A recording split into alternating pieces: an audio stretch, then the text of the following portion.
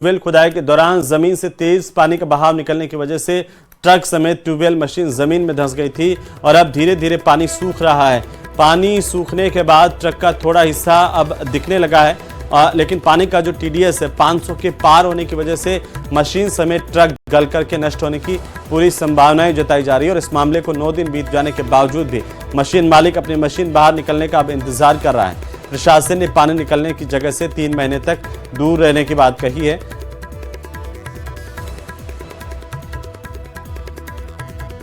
दूसरा सारा नहीं, जो भी है सहायता करके अपने को जल्दी से जल्दी जो भी करे निर्णय लेके मशीन का निकलवाने करे, या भी सरकार से उचित जो भी उचित मुआवजा है मुआवजा दिलाने की कोशिश करे। वस्तुस्थिति हमारे सामने आई तो हमने कई तरह के एक्सपर्ट्स को बुलाया, सबने आके अपनी अपनी रिपोर्ट्स हमको सबमिट कर दी हैं। उसके बाद ONGC क्राइसिस मैनेजमेंट टीम को भी बुलाया गया, क्योंकि हमको लगा कि वो बेस्ट एक्सपर्ट्स हैं कि कैसे अगर कोई मशीन निकाली जा सकती है तो उसके बारे में बता सके। उन्होंने आके क्लियर कर दिया है कि इसको यदि ना छेड़ा जाए तो ही सुरक्षा के लिहाज से ये उचित होगा। उस संबंध में आगे कार्रवाई कैसे करनी है और क्या करना है वो हम कार्य योजना बना रहे हैं। उधर अलवर से बड़ी खबर जहां को मिली है, भारत में HMPV के 2 मामले सामने आए हैं। बेंगलुरु में ये दोनों केस सामने आए। 3 महीने और 8 महीने के बच्चों में ये खतरनाक वायरस मिला है। इस वायरस के आखिरकार लक्षण क्या हैं, इसके बचाव क्या हैं, इसके बारे में डॉक्टर्स की तरफ से भी जानकारी दी गई है।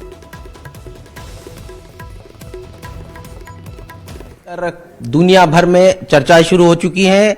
एक केस बेंगलुरु में जो है वो पाया गया, हालांकि उसकी आधिकारिक रूप से पुष्टि नहीं हुई है, लेकिन ये वायरस किस प्रकार का है, किस प्रकार के एहतियात बरतने चाहिए, उसको लेकर बात करने के लिए हमारे साथ सीनियर डॉक्टर अजीत सिंह हमारे साथ मौजूद हैं। सर, ये किस प्रकार का वायरस है, थोड़ा ये समझाने की कोशिश करें। अभी जिस ढंग से चाइना के अंदर इस वायरस ने जो है बच्चों के अंदर और जो एल्डरली पीपल्स हैं उनके अंदर जो है काफ़ी हद तक इस इन्फेक्शन को काफ़ी सीवियरिटी के साथ में डिटेक्ट हुआ है। आमतौर पर HMPV का मीनिंग मैं थोड़ा सा एक जनरल आम पब्लिक के लिए समझाना चाहूँगा कि ह्यूमन मेटा न्यूमो वायरस, इसलिए हम इसको शॉर्ट में HMPV वायरस को इन्यूमरेट करते हैं। ये वायरस एक तरह से RNA वायरस कैटेगरी में है। साथ ही जो हमारा ऑलरेडी जो पुराना, अगर आप कभी वायरस की कैटेगरीज में जाते हैं तो रेस्पिरेटरी सेंसिटियल वायरस जो है उसी ग्रुप से रिलेटेड ये वायरस है। तो ये वायरस क्या बच्चों को ही निशाना बनाता है या वयस्कों को भी निशाना बनाता है? आमतौर पर अभी तक का जो इसका प्रेजेंटेशन रहा है वो 5 साल से कम बच्चों के अंदर, आप देखेंगे कि चाइनाइज के डेटा जितने भी आ रहे हैं वो 5 साल से कम छोटे बच्चों में वायरल निमोनिया आ रही, टिपिकल वायरल निमोनिया के रूप में ये निकल के आ रहा है। सिमिलरली अगर हम बात करते हैं तो एल्डरली पीपल्स हैं जो कि उस 60 साल से ऊपर कह लीजिए या जो सीनियर सिटीजन कैटेगरी में है, उनके अंदर क्योंकि एक इम्यूनो कंप्रोमाइज स्टेज आ जाती है। और वो इम्यूनो कंप्रोमाइज स्टेज के अंदर वो कई तरह की कोमॉर्बिड कंडीशंस से ग्रसित होते हैं, जिसमें डायबिटीज भी है, BP भी है, कैंसर्स के पेशेंट्स भी होते हैं, कुछ अस्थमा और COPD के पेशेंट्स भी होते हैं। वो पेशेंट की जो कैटेगरी है वो ज्यादातर इस वायरस से अफेक्टेड देखिए। नहीं तो क्या ये खतरनाक हो सकता है, क्योंकि जिस प्रकार से कोरोना हमने देखा, क्या उस हिसाब से खतरनाक होने की संभावना? ऐसा अभी फिलहाल डॉक्यूमेंटेशन कहीं नहीं है, केवल माइल्ड फॉर्म जो है वो चली आ रही है, जैसा कि हम सर्दी जुकाम खांसी के रूप में देखते हैं। और जो 2 स्पेसिफिक ग्रुप जो हमने मेंशन करे, 5 साल से छोटे बच्चे और जो 60 साल से बड़े बुजुर्ग हमारे सीनियर सिटीजन्स हैं, साथ में उस एज ग्रुप के अंदर जो कोमॉर्बिड कंडीशंस वाले पेशेंट्स हैं, उनको एहतियातन इस चीज का विशेष ध्यान रखना है कि इस वायरस से, क्योंकि लो इम्यूनिटी में ये वायरस अपने रेस्पिरेटरी ट्रैक में ज्यादा स्पीड से स्प्रेड होता है। एहतियात की बात करें तो क्या क्या एहतियात बरतने चाहिए ताकि इस प्रकार, क्योंकि अभी सर्दी का दौर चल रहा है और ऐसे में ये स्प्रेड होने की ज्यादा संभावना रहती है?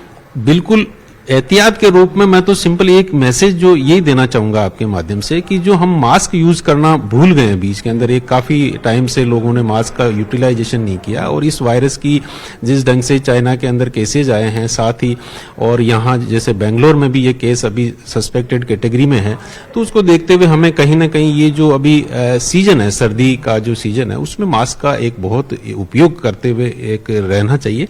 साथ ही थोड़ा बहुत कहीं ना कहीं हम नॉन लिविंग ऑब्जेक्ट्स के सीक्रेशन के टच होने से ये स्प्रेड होने की संभावना है, तो एक अपना हैंड सैनिटाइजर का उपयोग करें तो ज्यादा बेहतर है। लक्षणों की बात करें तो किन किन लक्षणों को देखने के बाद ये जो टेस्ट है वो कराना इंपॉर्टेंट हो जाएगा? अगर बुखार है, साथ में सोर थ्रोट है, साथ में खांसी भी है, सांस लेने में दिक्कत हो रही है और कहीं ना कहीं जहां सांस की दिक्कत थोड़ी सी बढ़ती है और ऑक्सीजन लेवल कहीं ड्रॉप हो रहा है तो हमें इमीडिएटली डॉक्टर की सलाह लेनी चाहिए।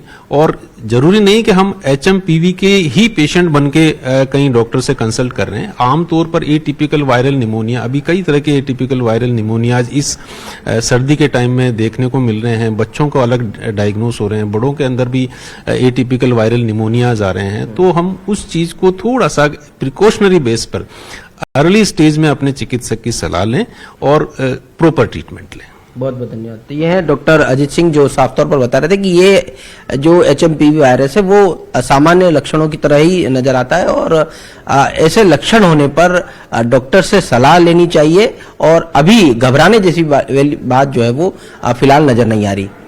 कैमरा पर्सन मान सिंह के साथ सौरभ गृहस्थी, न्यूज 18 राजस्थान, जयपुर। नहीं, हम लोग पहले से पूरी तरह से तैयार हैं। जो एक समाचार जो आ रहा था कि चाइना में एक नया तरह का वायरस आया है और जिसमें कि उसकी मॉर्टेलिटी बहुत ज़्यादा है, तो उस संबंध में हमारे DGHS डॉक्टर अतुल गोयल साहब ने, जो NCD चेयरमैन भी हैं, कुछ दिनों पहले ही बयान दिया है कि हमारे जो केसेस यहाँ पर जो हम लोग मॉनिटरिंग और सर्वेलेंस कर रहे हैं उनमें ऐसी कोई बढ़ोतरी देखने को नहीं मिली है दिसंबर में। तो इसमें घबराने वाली बात नहीं है और जो प्रिकॉशंस हम लोग ऑलरेडी जिसके अलर्ट हैं वो वापस हमने कुछ दिनों पहले राज्य में निर्देश जारी किए हैं। जो रनिंग नोज है या कोल्ड है या सांस में घबराहट हो सकती है, इसी तरह के लक्षण होते हैं और सिम्टोमेटिक ट्रीटमेंट है, स्पेसिफिक ट्रीटमेंट इसका है नहीं। और इसी बीच टोंक से बड़ी खबर, जहां पर नरेश मीणा की जमानत को लेकर के आज सुनवाई होनी है। नरेश मीणा समेत 18 आरोपियों की जमानत पर आज कोर्ट में सुनवाई होगी, जिसमें सेशन कोर्ट जमानत देगा या नहीं देगा, इसे लेकर के लगातार हमारी नजर बनी हुई है। पल पल की अपडेट भी सबसे पहले सबसे तेज न्यूज 18 राजस्थान पर हम आपको दिखाएंगे, लेकिन फिलहाल आपको बता दें कि जिला और सेशन कोर्ट में आज जमानत को लेकर सुनवाई होनी है। कोर्ट के फैसले का नरेश मीणा के समर्थकों को भी बेसब्री से इंतजार है, क्योंकि काफी दिन हो गए नरेश मीणा को जेल में और अब जो समर्थक है वो लगातार मांग कर रहे थे। वहीं बड़ी अपडेट यह है टोंक से कि आज सेशन कोर्ट में नरेश मीणा समेत 18 आरोपियों की जमानत याचिका पर सुनवाई होगी। ये बड़ी अपडेट, बड़ी खबर इस वक्त की टोंक से। नरेश मीणा थप्पड़ कांड और समरावता कांड को लेकर के नरेश मीणा के साथ ही 18 लोग जेल में बंद है।